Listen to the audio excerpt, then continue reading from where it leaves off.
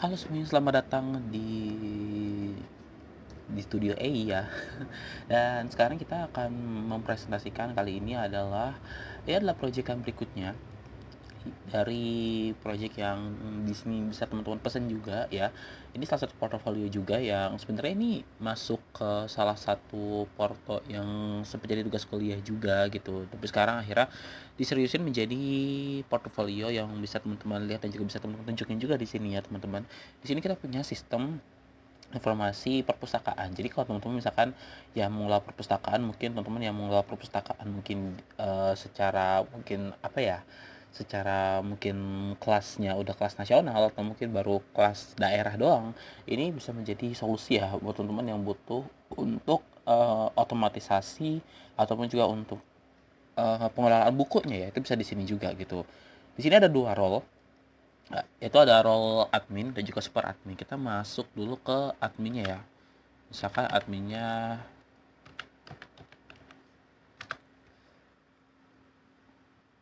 nah nanti dia akan langsung masuk ke sini. Nah, dia langsung masuk ke sini ya. Nah, di sini kita lihat ada beberapa data ya, yang kita bisa lihat di bagian depan sini. Ada data anggotanya.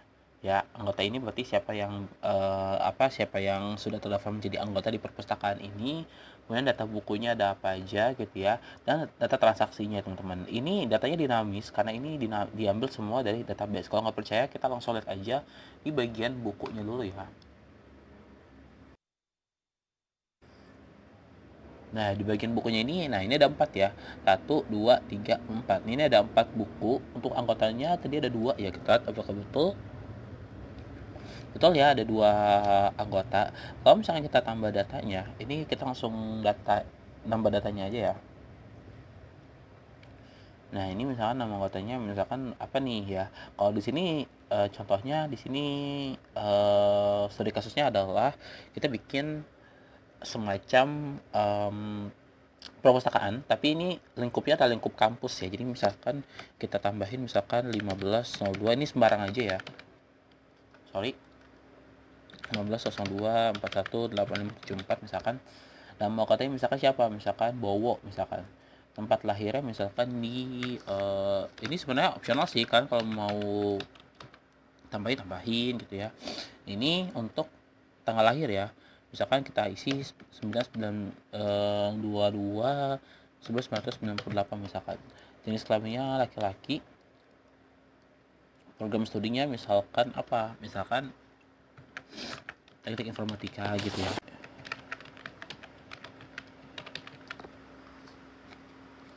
Kita simpan dan data berhasil masuk ya. Kita lihat sekarang jadi datanya tuh ada 3 harusnya. Nah, udah ada 3 dari sini ya. Bawahnya udah masuk. Ini kalau kita balik lagi ke home, dia udah nambah C3. Jadi datanya dinamis ya. Jadi kita nggak perlu rubah-rubah di bagian sini karena dia akan langsung ngerubah otomatis sesuai dengan data yang ada di dalam tabelnya gitu ya. Nah, itu untuk anggota. Nah, sekarang untuk anggota ini nanti kita bisa rubah. Misal kita mau rubah yang Septian ini misalkan. Si Septian ini kita rubah misalkan dia ganti nama misalkan Septian Dwi aja misalkan. Ini kita simpen ya. Dan dia langsung berubah datanya. Nah, dia langsung berubah ya datanya teman-teman ya. Nah, di sini juga dia juga punya fitur pagination juga. Jadi teman-teman bisa atur di sini per page-nya kalian mau nampilin berapa halaman, dan di sini juga ada fitur search. Jadi kalau misalkan nanti udah banyak ya pengguna ataupun anggota dari perpusnya udah banyak, nanti kalian bisa cari misalkan namanya tadi siapa, misalkan Joko. Nah, Joko ini keluar namanya tuh ya, keluar namanya gitu. Jadi nggak usah khawatir ya untuk teman-teman yang mungkin nanti datanya udah banyak terus pengen cari data anggota atas nama siapa, itu nanti bisa dicoba-coba aja untuk di search di sini. Kemudian ini juga ada pagination juga di bawah ya. Jadi kalau misalkan ini nyambung main di atas ya. Jadi kalau misalkan datanya kita menampilkan 10 nih per page. Kalau misalkan datanya misalkan lebih dari 10 nanti akan muncul di sini 2, 3, 4 dan seterusnya. Karena kita datanya cuma 3, jadi dia cuma satu doang gitu ya. Nah, di sini kita bisa untuk misalnya kita bisa tambah data kan tadi udah, sekarang kita bisa ekspor juga nih setiap data dari anggota-anggotanya nih. Jadi kalau kita mau monitoring bisa. Nah, di sini misalkan aku mau ke perpus misalkan. Nah, jadi udah ini juga ya. Secara filenya pun di nama file ini udah tercantum nama atau tanggal gitu. Coba ini kayaknya tanpa tanggal 1 karena kayaknya dia ngeset ini deh. Dia belum di set GMT plus 7 ataupun zona waktunya. Tapi nggak apa-apa. Jadi kalau kalian mau rubah-rubah lagi nggak apa-apa di sini teman-teman ya. Ini kita save aja dulu. Udah kita bisa ekspor ke PDF juga.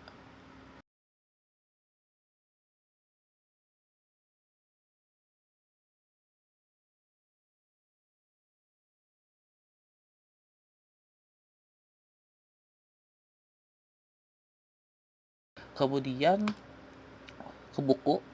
Sekarang kita ke buku. Nah, di buku ini sebenarnya kurang lebih sama ya. Kurang lebih sama. Jadi untuk cara nambah datanya, kemudian ini ya segala macam bisa ya. Misalkan nih, kalau tadi kita kan untuk logic ubahnya, tambahnya kan sama, Excel kan juga sama gitu ya. Tapi kalau mau hapus gimana? Bisa, kita bisa hapus data. Misalkan kita mau hapus data yang keempat ini nih, misalkan belajar programming PHP by PDBike, kan nggak mungkin ya PDBike bikin ginian ya. Kita coba untuk, nah ini ada konfirmasinya nih ya. Jadi takutnya nih lagi-lagi, takutnya teman-teman nanti misalkan salah pencet atau apa, ini kita bisa konfirmasi di sini. Kalau enggak ya jadi cancel, tapi kalau jadi kalian bisa oke aja, nanti dia akan langsung menghapus datanya. Nah, muncul ya. Sebenarnya di sini teman-teman juga bisa nanti bisa kalau teman-teman misal pengen tambahin kayak macam ini dong, pengen nambahin kayak foto bukunya, itu nggak apa-apa, nanti kita bisa tambahin dikit-dikit gitu ya. Itu bisa kita tambahin. Nah, ini pun juga sama seperti tadi, ada pagination, ada fitur search juga sama ya seperti tadi. Untuk pengguna, nah untuk pengguna ini adalah fitur yang hanya bisa diakses oleh super admin ya. Jadi untuk admin ataupun pelayan dari si perpusnya itu dia nggak bisa akses, karena yang bisa akses ini adalah fully adalah super admin. Nah, ini kita bisa ganti, misalkan ini kita bisa tambah data baru, misalkan kalau mau tambah data. Nah, jadi bisa nambahin nama, username, password, levelnya apa. Di sini ada level admin atau super admin gitu, dan kita bisa tambahin fotonya. Contoh, misalkan aku mau nambahin misalkan admin deh. Admin ini username-nya ini. Kita samain aja. Kemudian levelnya jadi super admin. Fotonya kita ganti. Misalkan koala ini deh. Kita simpen. Nah, dia langsung muncul ya konfirmasinya. Nah, dan dia akan langsung muncul ya, langsung muncul tuh. Jadi udah sukses berarti ya untuk nama datanya. Kita rubah sekarang, kita rubah datanya, misalkan ini kita rubah misalkan dari admin, misalkan aku mau ganti ini 12345 deh ya. Kemudian ini kita tinggal okein aja. Bisa tuh ya teman-teman ya. Kemudian misalkan aku ganti foto, kita mau ganti foto misalkan. Barangkali kan ada foto yang lebih cakep lagi. Aku di sini mau nambahin foto baru. Nah, kita dikasih pratinjau nih ada foto sebelumnya. Jadi kalian bisa lihat dulu foto yang sebelumnya ini gitu ya. Misalkan aku mau ngasih yang gurun ini aja. Kita save.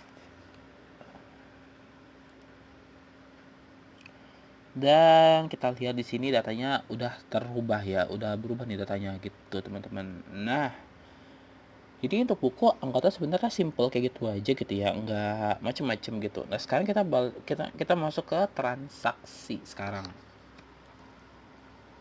Di sini nih kita akan melakukan peminjaman ataupun akan melakukan peminjaman itu teman-teman ya. Nah, di sini kalau kalian lihat ketika kita masuk ke transaksi, teman-teman bisa lihat di sini ada data dari transaksi yang aktif ya. Maksudnya itu kayak transaksi peminjaman bukunya lagi aktif. Kayak di sini ini ada 5 data ya. ada 5 data, ada judulnya, kemudian NIM dan nama dari si yang minjem ini juga ada gitu ya. Kemudian tanggal pinjamnya berapa, kemudian tanggal dikembalikannya berapa. Nah, tanggal kembali ini sebenarnya adalah ini ya, adalah seharusnya tanggal kembali seharusnya. Jadi misalkan nih, dia minjem tanggal 7, berarti dia harus balikin tanggal 28 gitu ya. Nah, kalau misalkan dia itu balikinnya di atas tanggal 28 ini, maka akan berlaku terlambat ini. Nah, ini di sini kita juga sudah bikin logic untuk kalau misalkan dia terlambat itu gimana. Apa yang akan diberlakukan kalau dia itu terlambat gitu. Di sini pun ada statusnya juga, statusnya belum dikembalikan. Berarti memang dia belum balikin nih. Si bukunya ini belum dibalikin gitu ya, dari yang tanggal kembali gitu ya. Dan ini pun kalau kalian lihat ini kan ada, wow, dia sangat-sangat rajin ya, 1191 hari dia tidak mengembalikan buku ya. Wow, jadi buku udah jadi hak milik kayaknya ya. Ini dihitung dari mana? Dihitung dari sini, dihitung dari tanggal kembali. Jadi logiknya ini adalah tanggal hari ini itu dikurangi tanggal kembali seharusnya gitu ya. Jadi tanggal ini kita kurangi dengan tanggal sekarang gitu, muncullah data ini gitu. Dan di sini pun udah muncul lagi untuk dendanya nih ya. Gas sembarang dong ya, kita harus bayar denda juga dong kalau misalkan telat gitu ya, telat untuk bayar gitu ya, telat untuk balikin gitu ya. Dan di sini ada perpanjang juga. Nah, kalau perpanjang, kita lihat kalau perpanjang apa yang terjadi. Kalau kita perpanjang misalkan, atau mungkin kita bikin baru dulu deh, kita bikin baru aja. Kita bikin baru, misalkan di sini judul bukunya. Nah, ini untuk judul buku dia sudah ngambil dari database ya. Kalau tadi kan ada 4, sekarang tinggal 3 ya teman-teman. Berarti memang yang muncul 3 doang. Misalkan ini dia mau minjem buku pemrograman, kemudian untuk nama mahasiswanya siapa, ini udah tergenerate dari NIM dan juga nama yang ada di database ya. Udah kita gabungin semua di sini. Dan tanggal dipinjamnya misalkan tanggal ini. Nah, ini nggak bisa dirubah nih karena dia itu udah masuk ke tanggal hari ini gitu ya. Dia udah langsung otomatis ngambil tanggal hari ini. Kemudian kapan dibalikinya? Dibalikinya itu misalkan, nah ini udah kita set sebenarnya. Jadi ketika misalkan secara default kita udah men-set kalau misalkan dia minjemnya tanggal 1 hari ini, berarti dia harus balikin minggu depan. Karena kan situnya gitu ya. Kalau misalkan dibalikin ya Senin ini, berarti dia harus balikin lagi Senin depan gitu ya. Kita coba simpan. Dia akan langsung untuk dia akan langsung nambahin data baru di sini. Tuh ya, jadi ada data bukunya, kemudian siapa yang siapa yang minjem, kemudian di sini udah ada tanggal dari iniannya, tanggal tanggal peminjaman, tanggal pengembalian seharusnya. Kemudian karena dia baru minjem, jadi dia terlambat 0 hari ya, berarti kan dia belum ini, dia belum dikembalikan statusnya. Kalau kita perpanjang gimana? Kita perpanjang coba ya.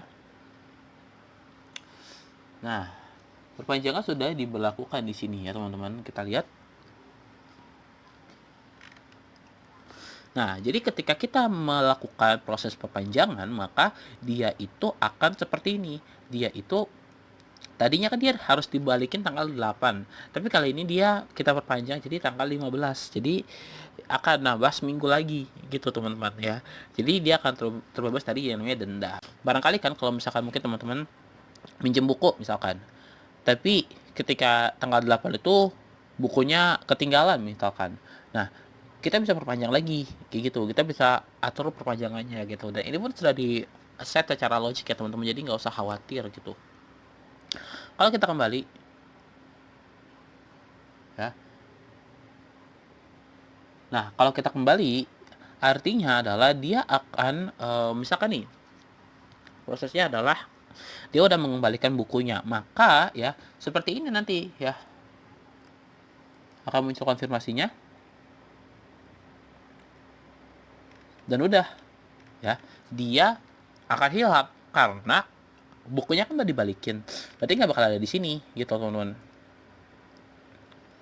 Ini kurang lebih kayak gitu. Nah, gimana kalau ini misalkan yang belum bayar nih ya, ini gimana kalau misalkan kita mau kasih, atau gimana kalau misalkan kita nerapin ini ke yang terlambat. Nah, kita coba kembalikan. Nah, ini proses pengembalian sudah ya teman-teman ya. Nah, jadi kita pastiin dulu dia ngebayar. Kalau udah bayar baru kita kembaliin gitu ya. Nanti alurnya akan seperti itu. Ini juga sama, ada export Excel, kemudian ada laporan per harinya kayak gimana. Nah, ini untuk laporan per hari teman-teman bisa untuk di range. Kayak misal di sini teman-teman pengen bikin laporan transaksi itu per hari apa sampai tanggal berapa. Contoh misalkan kita mau bikin dari hari ini aja deh ya. Sorry, ini kita bikin ini aja. Oh, kemudian ini 2024. Dan ini juga 12/2/2024. Kita ekspor ke PDF. Nah, harusnya bisa sih. Nah, data ini akan sama tuh. Jadi ada judulnya, NIM-nya. Jadi dia akan langsung kebaca semua datanya, dan ini termasuk juga dengan yang terlambat ini juga sama. Yang terlambat ini juga memang nanti dibikin juga sama gitu untuk datanya gitu. Jadi teman-teman nggak usah khawatir, karena semua laporannya tuh kecatat semua tuh ya. Nah, ini pun juga udah diformatting juga untuk ininya, jadi sangat-sangat keren sih ini gitu. Kemudian kita balik lagi, kita dari wire transaksi juga ya teman-teman. Jadi semua data-data di sini ya yang sudah dikembalikan itu akan muncul di sini semua. Kayak ini nih contohnya nih. Nah, ya. Ini kita bisa atur juga nih untuk tanggal kembalinya, misalkan tanggal kembalinya kita bikin seperti ini. Nah, ya. Nah, ini sudah kembaliin tuh ya. Dia sudah mengembalikan iniannya. Nah, ya. Ini dia sudah mengembalikan, ini akan muncul ya, akan muncul seperti ini. Kalau kita mau hapus boleh dihapus, tapi kalau misalnya kalian mau tetap dipertahanin, gak apa-apa, dipertahanin aja gitu teman-teman ya. Nah, terus kalau udah ya udah ya. Nanti nah ini kalian bisa lihat juga di sini ada keterangannya ya, di bagian atas ini ada keterangannya, namanya siapa, kemudian Anda login sebagai apa. Ini udah ada keterangannya semuanya, dan tinggal kita, kalau udah kita tinggal logout aja ya. Ini juga sama, ada konfirmasinya dulu apakah Anda ingin keluar atau enggak. Kalau ya berarti kita bisa keluar gitu ya. Nah, sekarang kita coba login sebagai seorang admin. Kalau tadi kan sempat admin nih, sekarang kita login sebagai adminnya. Kita lihat apa aja yang bisa diakses oleh seorang admin ya. Ingat ya, antara super admin dengan beda admin itu beda role-nya. Karena super admin itu dia bisa mengedit user ataupun siapa aja yang bisa pakai aplikasi ini. Ada juga admin yang dimana admin itu cuma, adminnya cuma ini doang. Dia cuma ada buku ya, kemudian dia bisa mengakses data anggota, dia bisa mengakses transaksi, riwayat transaksi, dia bisa logout, tapi dia nggak bisa untuk melihat pengguna, karena sekali lagi itu hanya bisa diterapkan di role super admin doang gitu ya. Ini bisa kita logout aja sama prosesnya. Nah, jadi kurang lebih gitu ya untuk demo dari sistem informasi perpustakaan yang udah kita bikin. Sekali kalau teman-teman pengen pesen gitu ya sistem informasi seperti ini ya, mungkin barangkali teman-teman mungkin ada yang butuh di rumahnya atau mungkin di lingkungannya, mungkin ada perpustakaan yang pengen dibuatkan seperti ini juga, boleh bisa konsultasi sama kita dulu ya. Nanti boleh bisa menghubungi nomor yang ada di layar nanti untuk bisa kita konsultasi, kita ngobrol dulu ya, supaya ya bisa ketemu gitu ya, jalan jalan tengah, jalan ya, supaya kita bisa ketemu solusinya lah gitu ya. Dan ini juga bakal aku jual juga, untuk source code-nya kemungkinan akan dijual juga. Jadi teman-teman nanti bisa untuk pesen juga ya, bisa pesen juga lewat nomor yang ada di layar juga gitu. Bilang aja pengen sistem informasi kayak yang di video dong, kayak yang perpustakaan itu yang di video. Nah, nanti bisa kita kirimin untuk source code-nya seperti itu teman-teman ya. Oke, barangkali itu aja dari kita untuk portofolio kali ini. Sekali lagi terima kasih yang sudah menonton gitu ya.